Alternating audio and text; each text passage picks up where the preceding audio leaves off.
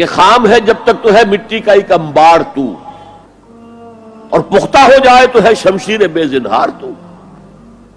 اور جس سے اکبر الہ آبادی نے بھی کہا ہے، اس سے بھی بہتر انداز میں کہا ہے، تو خاک میں مل اور آگ میں جل، جب خشت بنے تب کام چلے. ان خام دلوں کے عنصر پر بنیاد نہ رکھ، تعمیر نہ کر. اگر ساحل سمندر سے ریت لے کے گولا بنا لیں، وہ نم تو ہوتی ہے ریت، گولا بن جائے گا، پھر اسے شیشے پر بھی ماریں گے، شیشہ کھڑا رہے گا، ریت بکھر جائے گی. اسی گولے کو ذرا بھٹی میں ڈال کے پکا لو، روڑا بنا لو،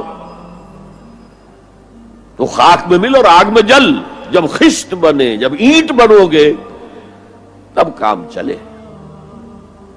اب اگر اسے مارو گے تو کوئی نتیجہ تو برآمد ہوگا کہ نہیں. تو یہ پختہ افراد کی شخصیت کو پختہ کرنا جو ہے کہ اجتماعی اس کو نظر انداز کرتی ہے. جیسا کہ میں نے عرض کیا تھا، پہلی منزل تعبیر نہیں کی، دوسری کے اوپر چڑھا ہو گئے، دوسری ہے نہیں، تیسری جو ہے وہ ہوا کے اندر اس کی تعمیر ہو رہی ہے. ہماری بہت سی ناکامیوں کا اصل سبب یہ ہے. حضور نے پہلے افراد کو تیار کیا ہے، افراد کے ہاتھوں میں ہے اقوام کی تقدیر.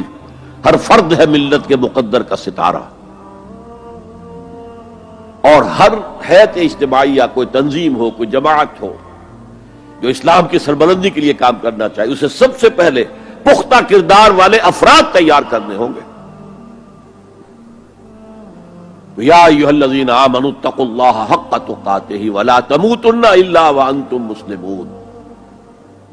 اب دوسرا نقطہ کیا ہے؟ ان کو جوڑنا ہے، اب اینٹوں کو جوڑنا ہے. And for that you need a cement substance. پچھلے زمانے میں چونا وغیرہ ہوتا تھا، چونے سے جوڑا جاتا تھا، آج کل سیمنٹ ہے.